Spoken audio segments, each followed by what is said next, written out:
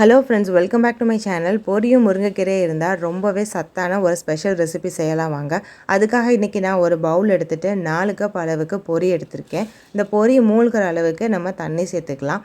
4 cup அப்படிங்கிறது நம்ம tumbler இல்லைன்னா ஒரு சின்ன பவுல், ஒரு மெஷரிங் கப்பில் 4 மடங்கு நம்ம பொரி எடுத்துக்கிட்டால் போதுமானதாக இருக்கும். இப்போ நம்ம தண்ணி சேர்த்த ஒரு 2லேருந்து 3 நிமிஷத்தில் பொரி நல்லாவே சாஃப்டாயிரும். சாஃப்டான இந்த பொரியை தண்ணியை நல்லா வடிச்சிட்டு நம்ம அந்த பொரியை மட்டும் ஒரு பவுலில் எடுத்து வச்சுக்கலாம்.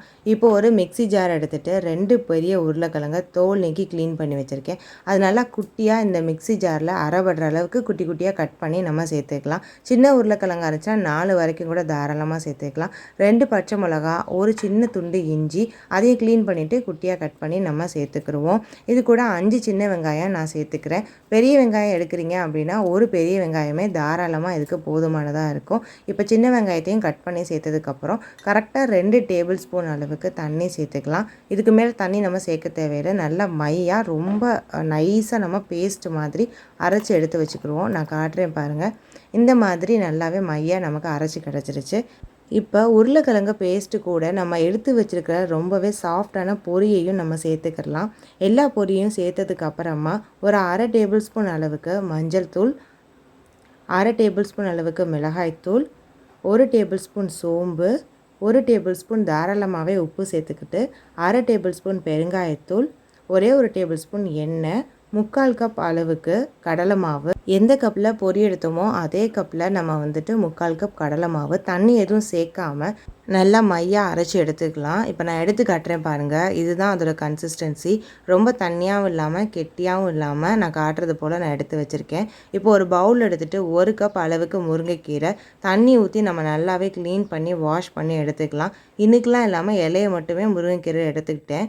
இப்போ ஒரு கடாய் எடுத்துகிட்டு 2 டேபிள் ஸ்பூன் அளவுக்கு எண்ணெய் நல்லா காஞ்சதுக்கப்புறம் க்ளீன் பண்ணி வச்சுருக்கிற முருங்கைக்கீரையை தண்ணியிலேருந்து எடுத்து எண்ணெயில் சேர்த்துக்கலாம். இந்த மாதிரி ஸ்டேஜில் அடுப்பை லோ ஃப்ளேமில் வச்சு நம்ம முருங்கைக்கீரையை வதக்கிப்போம். நம்ம சேர்த்துருக்கிற எண்ணெயிலேயே முருங்கைக்கீரை நல்லாவே வெந்துடும். நம்ம எக்ஸ்ட்ரா எண்ணெயோ அல்லது தனியாக தண்ணியோ சேர்த்து முருங்கைக்கீரையை வேக வைக்கணுன்ற தேவை இருக்காது.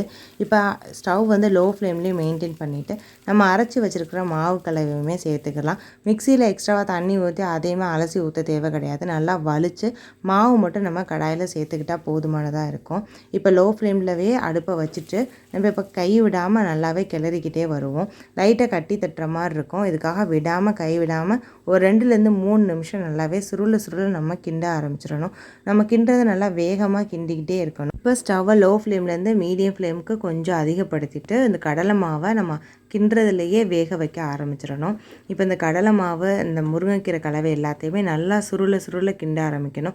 இது இருக்க இந்த மாவு கலவையில் நல்லா இறுக்கம் கொடுத்துட்டு ஒரு தண்ணி கூட இல்லாமல் நல்லாவே இப்படி சுருண்டு நமக்கு சூப்பராகவே வர ஆரம்பிக்கும். இது ஒரு கன்சிஸ்டன்சி நான் உங்களுக்கு காட்டுறேன். அது வந்ததுக்கப்புறம் நம்ம ஸ்டவ் ஆஃப் பண்ணிடலாம். கரெக்டாகவே இந்த ப்ராசஸ் ஒரு 5லேருந்து 6 நிமிஷம் தான் எடுக்கும். இந்த மாதிரி நல்லா சுருள்ற தன்மை வந்ததுக்கப்புறம் கொஞ்சோண்டு எடுத்து ஒரு பிளேட்டில் வைங்க. அதுவுமே ஒட்டாமல் அப்படி லைட்டாக சுருளுது. லைட்டாக அப்படி நீங்கள் அப்ளை பண்ணிவிட்டு இப்படி கையால் எடுத்திங்கன்னா அது ஒட்டாமல் இப்படி சுருண்டு நமக்கு கிடச்சிருச்சுன்னா இதுதான் பாதம். இந்த ஸ்டேஜில் நம்ம ஸ்டவ்வை ஆஃப் பண்ணிவிட்டு அதே ஹீட்டில் கரெக்டாக ஒரு 2 நிமிஷம் மட்டும் மறுபடியும் லைட்டாக அப்படி சுருள நீங்கள் கிண்டிக்கோங்க. இப்போ இது கம்ப்ளீட்டாக நமக்கு ரெடி ஆகிடுச்சு.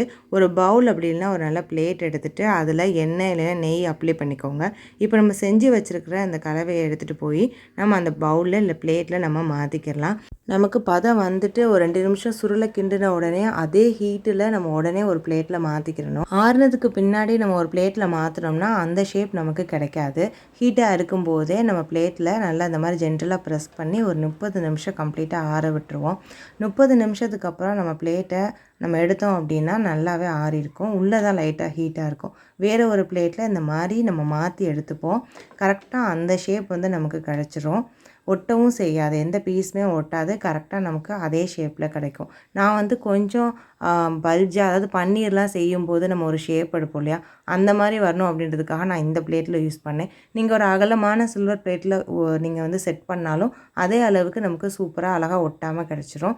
இப்போ ஒரு கத்தி எடுத்துகிட்டு நம்ம வேணுங்கிற அளவுக்கு பீஸ் போட்டுக்கலாம். நான் கொஞ்சம் பெருசாகவே காட்டுறேன். அப்போ தான் எனக்கு பிடிச்ச மாதிரி நான் இதில் செஞ்சுருக்கேன். நீங்கள் நல்லா ஒல்லியாக நமக்கு ஸ்கொயர் ஷேப்பில் வேணும் அப்படின்னா அந்த சில்வர் பிளேட் மெத்தடை நம்ம யூஸ் பண்ணிக்கலாம். சைஸுமே நீங்கள் குட்டி குட்டியாக கட் பண்ணி நம்ம எடுத்துக்கலாம். நான் ஃபுல்லாகவே இது ஒரு பன்னீர் பன்னீர் மெத்தட் மாதிரியே பண்ணுறேன். நல்லாவே கொஞ்சம் க்யூபாக வரணும் அப்படின்றதுக்காக. இப்போ நம்ம கட் பண்ணி முடித்த உடனேயே நம்ம வந்துட்டு ஃபுல்லாக ஒவ்வொரு பீசஸாக எடுத்து நம்ம தனித்தனியாக வச்சுப்போம். ஏன்னா உள்ளே வந்து நம்ம 30 நிமிஷத்தில் லைட்டாக தான் வந்து ஆறியிருக்கும். உள்ளெலாம் எதுவுமே ஆறியிருக்காது. ஆனால் ரொம்ப ஹீட்டாக இருக்குது அப்படின்னா, அந்த 30 நிமிஷத்தில் கூட சரியாக ஆறலை அப்படின்னா, நீங்கள் கட் பண்ணுறத ஒரு 1 மணி நேரமாக கூட அப்புறம் மாற்றிக்கலாம். இல்லைனா சூடோடு நம்ம கட் பண்ணோன்னா இது ஒரு மாதிரி உதிரி உதிரியாக ஆயிரும். இந்த மாதிரி நமக்கு க்யூப் ஸ்ட்ரக்சரில் நமக்கு கிடைக்காது. இப்போ நான் எடுத்து காட்டுறேன் பாருங்கள். ரொம்பவே சாஃப்டாக இருக்குது எடுக்கும்போது. நீங்கள் செஞ்சு பாருங்கள் கண்டிப்பாக. இந்த சாஃப்டான இருக்கிற இந்த க்யூப் சைஸில் நான் எடுத்துக்கிட்டேன். இப்போ இதை நம்ம எடுத்துகிட்டு போயிட்டு ஒரு கடாயை எடுத்துகிட்டு ஒரு 3 டேபிள் ஸ்பூன் வந்து எண்ணெய் சேர்த்துக்கிறோம். எண்ணெயை நல்லா காஞ்சதுக்கப்புறமா நம்ம செஞ்சு வச்சுருக்கிற இந்த க்யூபிக்கை எடுத்துகிட்டு வந்துட்டு நம்ம அந்த எண்ணெயில் வச்சுருவோம். 4 பக்கமுமே நல்லாவே ரோஸ்ட் பண்ணி எடுத்துக்கணும். நல்லா இப்போ வந்துட்டு ஸ்டார்டிங்கில் ஒரு 2 மினிட்ஸ் ஹை ஃப்ளேம்லேயும் அதுக்கப்புறமா லோ ஃப்ளேம்லேயே வச்சுட்டு 4 பக்கமும் நல்லா ரோஸ்ட் பண்ணி எடுத்துக்கலாம். ஒவ்வொரு சைடுமே கவனமாக கேர்ஃபுல்லாக நம்ம திருப்பி போட்டுகிட்டே இருக்கணும். ஏன்னா இது ரொம்பவே சாஃப்டாக இருக்குது. லைட்டாக கூட உடஞ்சிடக்கூடாது. எல்லா பக்கமும் நல்லா ரோஸ்ட் ஆனதுக்கப்புறம் நான் எடுத்து காட்டுறேன் பாருங்கள். ரொம்பவே சாஃப்டாக கிறிஸ்பியாக நல்லா சத்தான ஒரு ஈவினிங் ஸ்நாக்ஸ் ரெடி ஆயிடுச்சு. கண்டிப்பாக வீட்டில் ட்ரை பண்ணி பாருங்கள். தேங்க்யூ.